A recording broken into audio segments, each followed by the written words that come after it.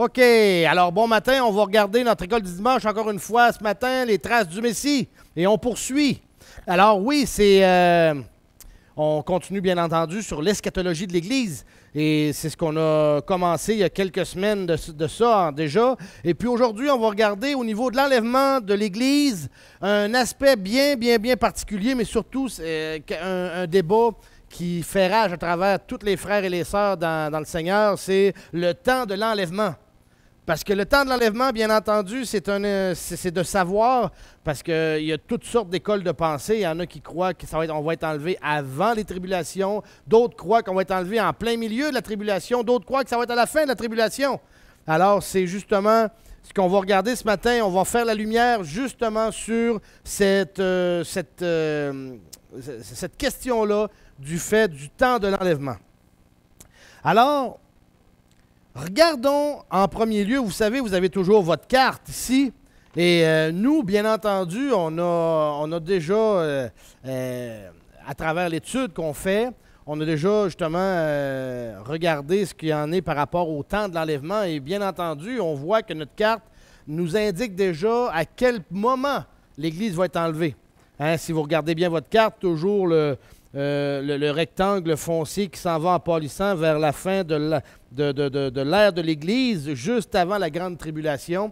Et justement, on va faire la lumière là-dessus à cause des différents versets, des différentes informations qu'on retrouve dans la parole de Dieu. Alors, c'est justement ce qu'on regarde ce matin. Il y a différentes indications qui nous montrent justement que c'est bien à cette période-là que l'Église va être enlevée. Regardons en premièrement, que le fait que l'Église n'est mentionnée dans aucun des passages bibliques traitant de la tribulation. Ça, c'est important à comprendre. Hein, dans la grande tribulation, l'Église n'est mentionnée dans aucun des passages bibliques. Le fait que les saints soient présents pendant la tribulation ne prouve en rien la présence de l'Église. D'accord? De la même façon que lorsqu'il est fait mention des saints de l'Ancien Testament, ben, l'Église n'est jamais présente. Alors, ça ne fait pas de différence. Vous savez, on a déjà montré que l'existence de l'Église avait commencé à la Pentecôte. D'accord? Avec le baptême du Saint-Esprit. Les saints de l'Ancien Testament ne font donc pas partie de l'Église. Et ça, c'est important à réaliser. L'Église commence à la Pentecôte. De la même manière, les saints, pendant la tribulation, ne prouvent en rien la présence de l'Église pendant ce temps-là, pendant la grande tribulation. L'Église en tant que telle n'est jamais mentionnée dans les passages traitant de la tribulation, ce qui est d'autant plus évident dans le livre de l'Apocalypse. Vous savez, les chapitres 1 à 3 du livre de l'Apocalypse traitent de l'Église, car ils portent sur les événements précédant la tribulation.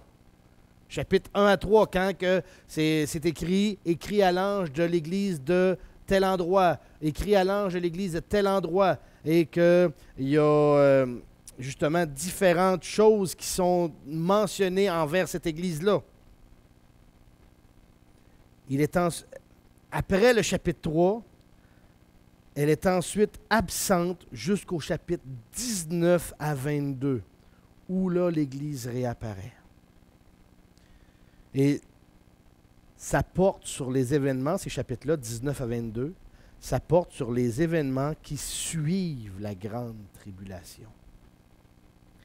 Alors, les chapitres 6 à 18, lesquels portent précisément sur la tribulation, il n'est pas fait une seule mention de l'Église.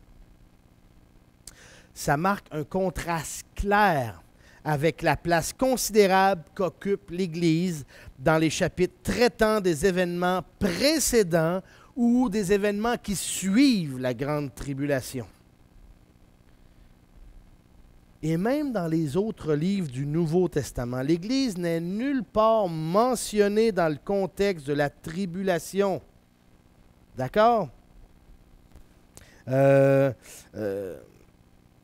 je sais que ça, en soi, ce n'est pas un argument suffisant. Mais le fait que l'Église ne soit pas mentionnée dans les chapitres du livre de l'Apocalypse qui portent sur la grande tribulation est quand même d'une grande importance. Oui. Étant donné la structure du livre, personne ne pourra ainsi trouver un passage biblique parlant de la tribulation où l'Église est mentionnée. Alors, c'est ce qu'on voit sur notre tableau.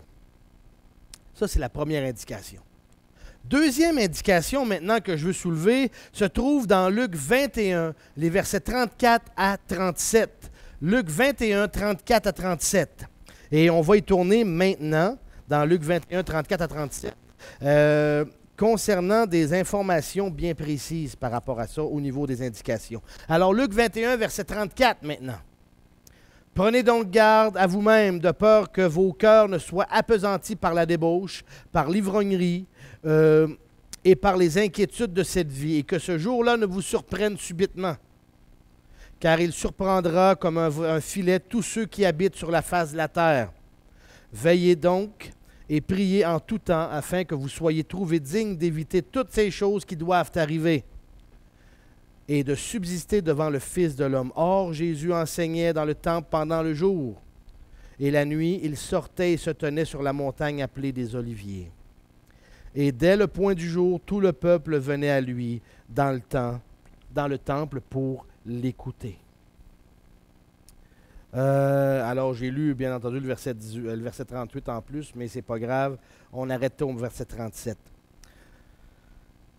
Vous savez, après avoir décrit les événements terribles, la tribulation, Jésus est en train d'affirmer qu'il surviendra sur tous ceux qui habitent sur la face de la terre, même de toute la terre.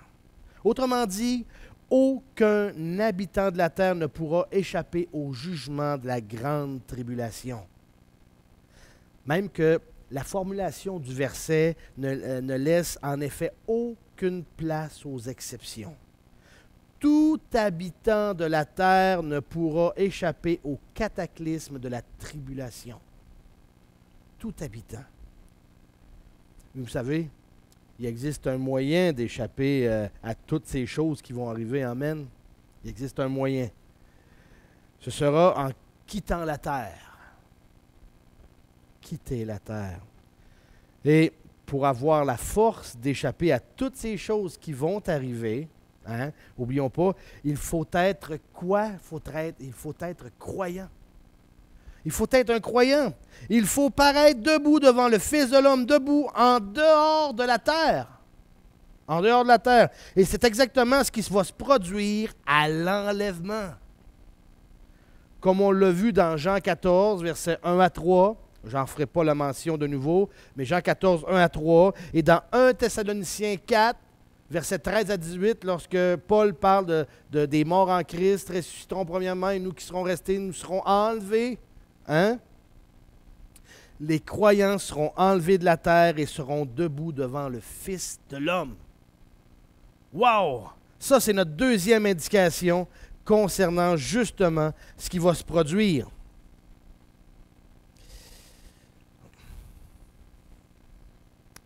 Maintenant,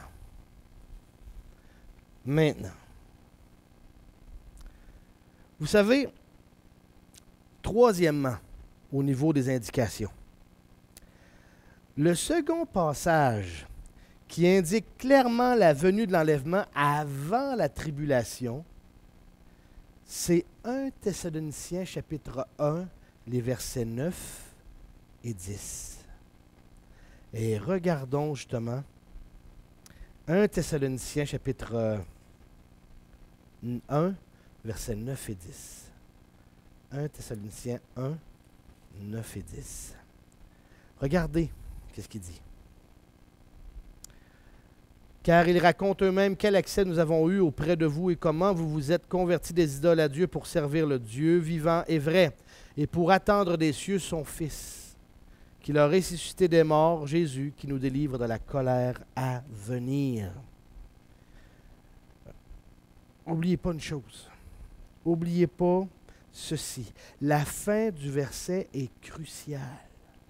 La fin du verset, ça dit ceci, c'est que, justement, ça dit, et pour attendre des cieux son Fils, qu'il a ressuscité des morts, Jésus, qui nous délivre de la colère à venir. De la colère à venir. La fin du verset est cruciale. Rappelons le contexte. L'Église de Thessalonique attendait le retour du Messie pour la délivrer de la colère à venir. Vous savez, le mot colère est utilisé pour décrire l'aversion de Dieu pour le péché, tel qu'on le voit dans Romains 1,18. On ne tournera pas, mais prenez le temps à la maison d'aller voir Romains 1,18. Mais aussi la colère de la grande tribulation, comme on le voit dans Apocalypse 6,17, ou dans Apocalypse 14,10, ou dans Apocalypse 15, versets 1 et 7, Apocalypse 16, le verset 1, et ainsi de suite. Ce mot-là, là, colère, n'est jamais employé pour parler de l'enfer ni de l'étang de feu. Alors, dans ce cas-là, la colère de Dieu est future. Oh! Ce qui ne peut s'appliquer à la colère de Dieu à cause du péché. Cette dernière étant constante et non future. Vous savez, bien que l'enfer et l'étang de feu soient futurs, ils ne peuvent pas correspondre à ce à quoi ce passage fait référence. Car par son salut, le croyant est déjà épargné de l'enfer. Le Messie, là, ne revient pas pour délivrer l'Église de l'enfer ou de l'étang de feu, puisqu'il a déjà accompli tout ça à la croix.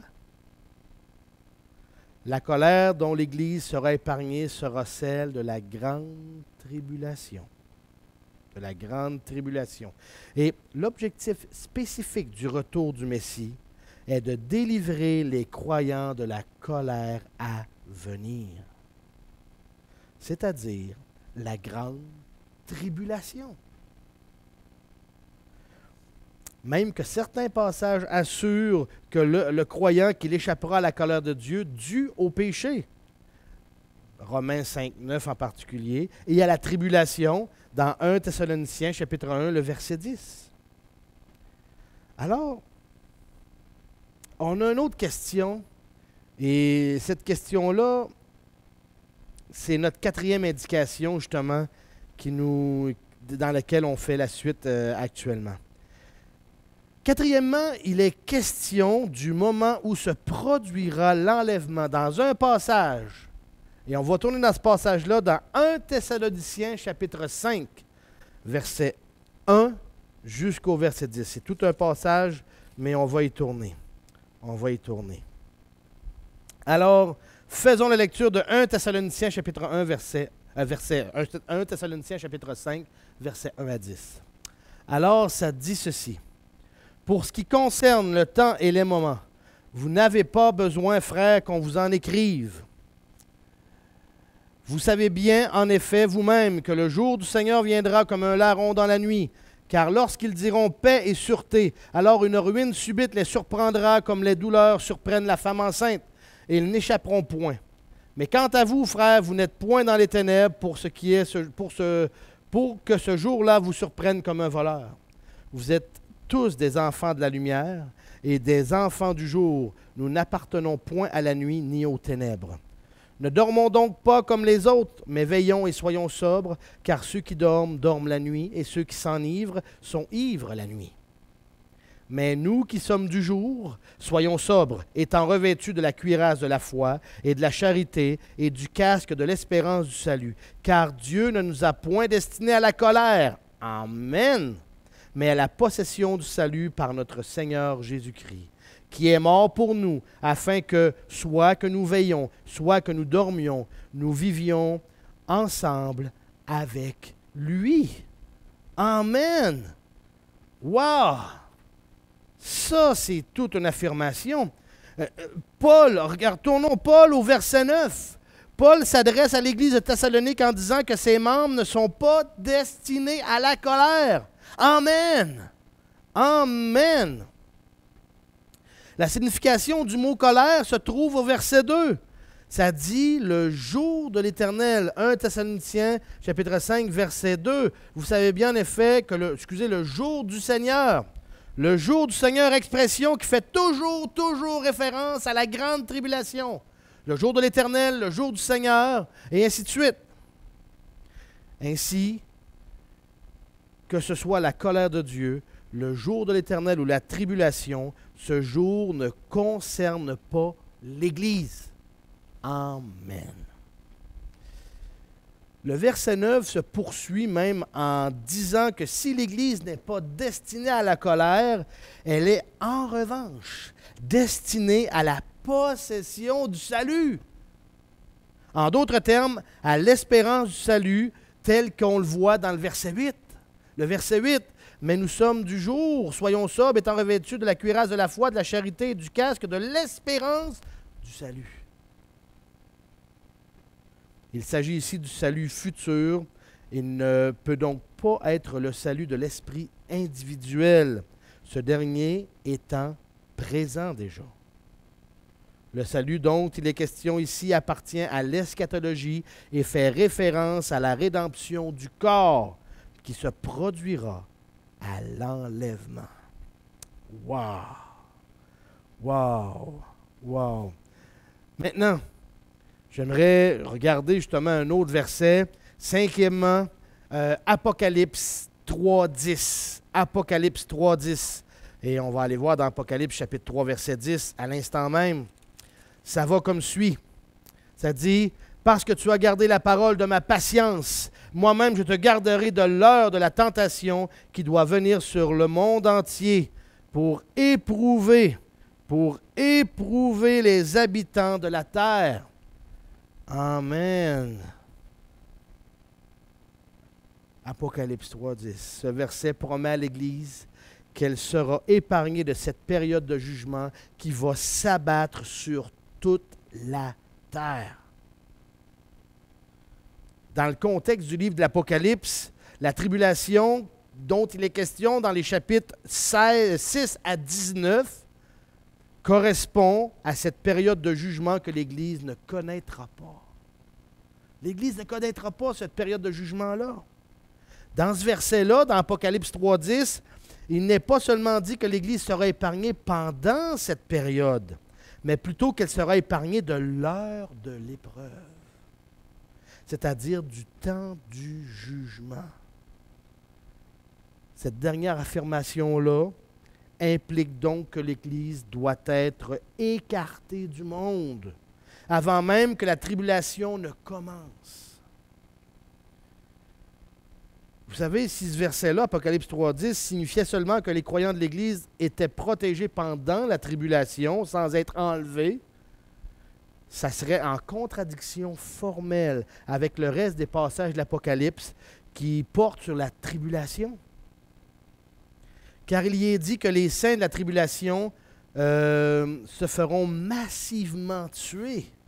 Justement, dans Apocalypse chapitre 6, versets 9 à 11, dans les chapitres 11, le verset 7, également le chapitre 12, verset 11, et également le chapitre 13, les versets 7 et le verset 15, chapitre 14, le verset 13, le chapitre 17, le verset 6, le chapitre 18, le verset 24, et on en a donné plusieurs références. Si ces versets-là comprennent aussi les saints de l'Église, alors le verset 3.10 n'aurait aucun sens, puisqu'il affirme que l'Église va être épargnée.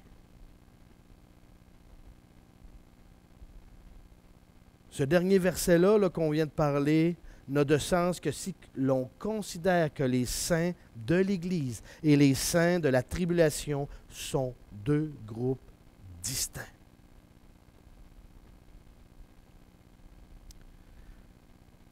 Les passages de la Bible là, qu'on vient de voir ici, là, tous les passages dont on vient d'étudier s'accordent tous pour dire que l'Église va être enlevée avant la colère ou avant le jour du Seigneur ou le jour de l'Éternel. Autrement dit, avant la grande tribulation. C'est ce qu'on appelle l'enlèvement de l'Église. Il existe plusieurs autres preuves indiquant que l'enlèvement va se produire avant la tribulation, mais comme je vous dis, on va les examiner dans un autre contexte. Là, ce matin, on a vu beaucoup de passages, on a vu beaucoup de choses. On va s'arrêter là ce matin pour qu'on puisse bien digérer les informations que nous avons reçues.